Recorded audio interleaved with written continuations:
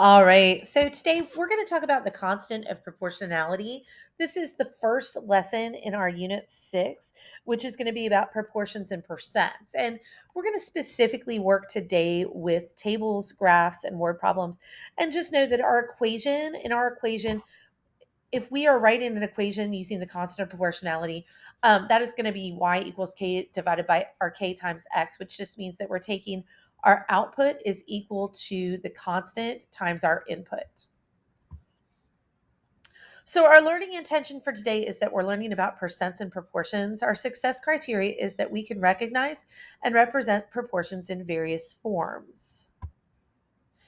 You have worked with proportions before. Just remember that a relationship is proportional when the ratio of y over x is equal, or our output divided by our input is equal.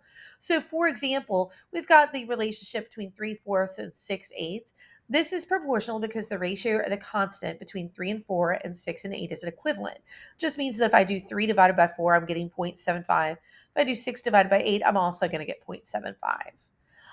We can use our proportions in word problems in real life situations. So here we've got that it took 45 minutes for Erin to run 5 miles. Um, she can run 2 miles in 18 minutes, and we can see that this is proportional because our ratio, our constant between 45 and 5 and 18 and 2 is equivalent. We're saying that 45 divided by 5 is 9. That would be my constant. 18 divided by 2 is 9. So that would be my constant. You'll hear this different words exchanged for this, for constant proportionality, and I'll do it even in this video probably. You'll hear the words rate, slope, constant, rate of change, ratio, and unit rate. You may want to write those words down to help you out. We're going to look at three different types of representations. We're going to work with tables, we're going to work with word problems, and we're going to work with graphs today. So just remember to find the constant, divide the output y by the input x. The equation for a proportional relationship is the constant is equal to y divided by x, or where k is the constant of the proportion. X represents the input and y represents the output. So you can see that we're working with tables first, and we're going to use our equation k equals y divided by x. In this equation, I use the coordinates 18 and 3. So what I did, or 3, 18. So what I did is I took my output, 18, and I divided it by my input of 3, and I got a constant or a rate of 6. So in this first table, all I want you to do is find the constant of proportionality. In this table, the constant is 7. That's what you should have calculated. For me, when I did this, you could use any of the coordinates in the table, but I used the coordinates 11, 77. So I used the equation k equals y divided by x, or my output divided by my input. I ended up with k equals 77 divided by 11, and that's how I got k equals 7. We can use tables and our constant proportionality to solve real world problems too. So we've got our input is distance, our output is time. So in this first, I want you to answer these three questions. First of all, what is the constant proportionality? Second thing I want you to answer is what do the coordinates 520 mean in this table? And finally, if you were to walk 8 miles, how long would it take you?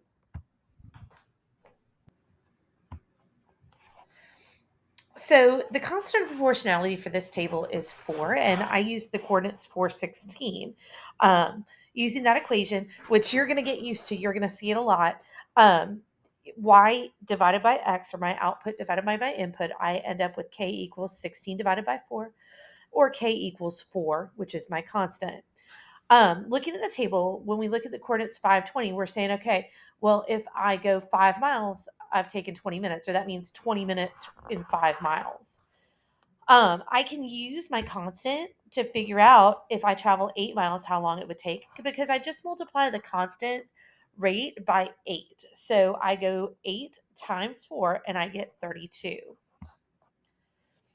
Now let's go ahead and look at real world situations. Again, we're still going to use that equation of k equals y times x. And the thing to think of is, what is your one thing? So, like, a lot of the time when we're talking about traveling, we're talking about miles per hour. Well, that means miles goes at the top. That's my input. And hours goes at the bottom, because however far you travel affects how long it takes. So we use the equation. We do 220 divided by 4, and we're showing that we have a constant, or a rate of 55. And this just means that my constant speed, or my miles per hour, means I'm going 55 miles per hour. So go ahead and try one on your own. So we've got Sam, and he's raking leaves. He rakes 3 bags of leaves in 15 minutes. I want to know, what is his rate of change? How many bags does he do or how long does it take him to do one bag? And then if he rakes 12 bags, how long will it take? So in this, our rate of change, we use the amount of minutes it takes to rake 3 bags. So that is 15 divided by 3. So that means that 5 is my constant. So it just means it takes 5 minutes to rake one bag of leaves. Um, if Sam rakes 12 bags, we're going to go ahead and multiply the number that by the rate of change. So we're saying, okay, the constant times the input is equal to my output. So I do 12 times 5 equals y, or 60 equals y. So it takes 60 minutes to rake 12 bags of leaves. Go ahead and try Amy. Amy earned $32 after babysitting for 4 hours. I want to know, how much does she earn in an hour? That's what I mean by, what is the rate of change? I also want to know that if she babysits for 8 hours, how much will she make? In this case, our rate of change, again, we used our formula. We ended up with, our input is 32, or is 4, our output is 32. So we do the amount of money that she makes in 4 hours divided by the number of hours, which is 4, and we get 8. So Amy earns $8 in an hour. So if she babysits for 8 hours, we just multiply that constant by 8. So we do y equals 8 times 8, and we get 64. So Amy earns $64 after babysitting 8 hours. Our last representation is going to be graphs. And when we're doing graphs, there's 2 ways you can look at it. If you've got an input of 1 and you can clearly see the output, you can find that rate of change, or that proportional constant of proportionality, right away. Because I'm saying, okay, well, I'm really just looking for the rate of 1. So I'm saying, well, if I get 1 ticket, I spend $10. And I can prove that. I can take any one of these points and I can say, okay, well, if I have 4 tickets, I spend $40. So let's go ahead and we'll take our output, 40, divided by our input of 4, and we get a constant of 10. And this just means that 1 ticket is $10, just like what it says on our graph. So in this case, I want you to find the constant of proportionality. And I want to know, what do the coordinates 5, 50 mean? Because a lot of times, if we can figure out what those mean, it's a little bit easier to figure out what that constant is. In this case, the constant is 10. I use the coordinates 110 because I could.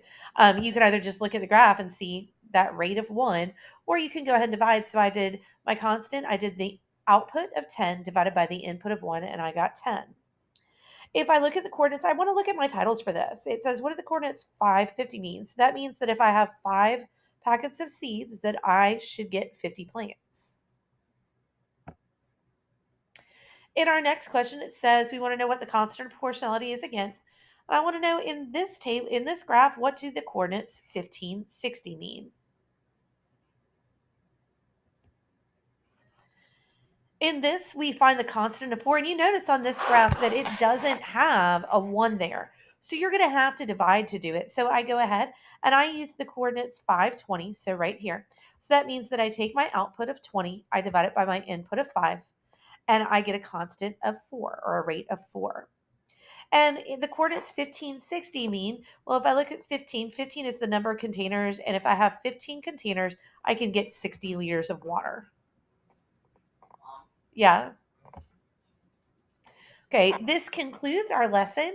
Once you have finished doing the ed puzzle and filling out your notes, you're going to need to go ahead and log into formative.com, where you can just go to Google Classroom and click on the link. I will stop you at some point to go ahead and take the check for understanding to see what we're going to do with our discussion tomorrow.